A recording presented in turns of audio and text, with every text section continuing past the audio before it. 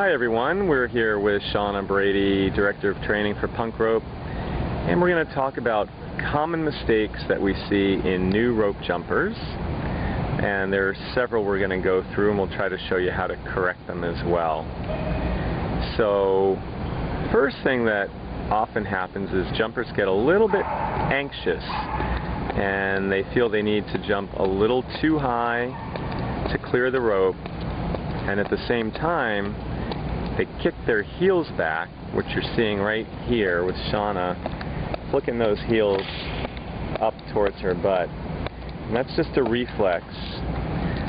They feel that that's going to help them clear the rope. Of course it really isn't. So just have to get them to slow it down a little bit, keep those jumps very, very low to the ground. The rope is only about 1/4 of an inch. You can see it right there. Second mistake, which we see more often in young children, we call this one the rocket launcher. And they bring those handles right up on top of their shoulders, they crouch down, they get ready to launch themselves into outer space, and they fling the rope forward and then try to jump towards it and catch up.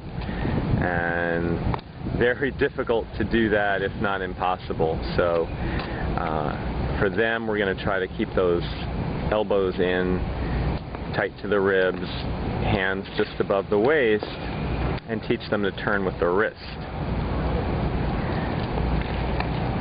Third mistake that we'll often see is bringing those elbows away from the ribs, which effectively shortens the rope, making it much more difficult to clear.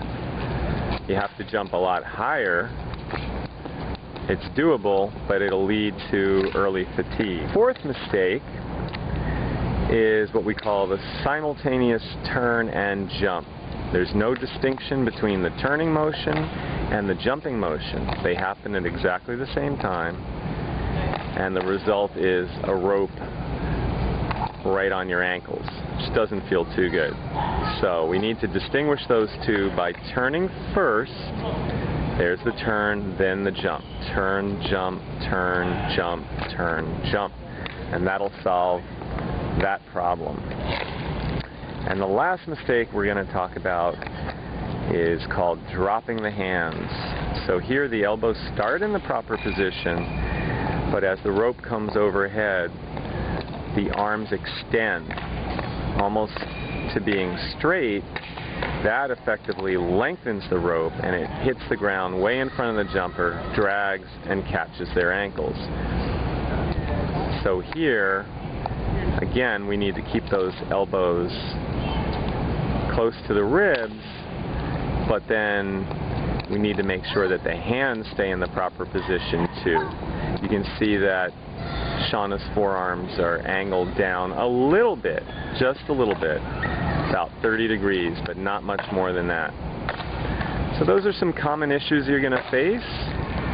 Hopefully we helped you to solve some of them, and we'll see you next time. Thanks for joining us.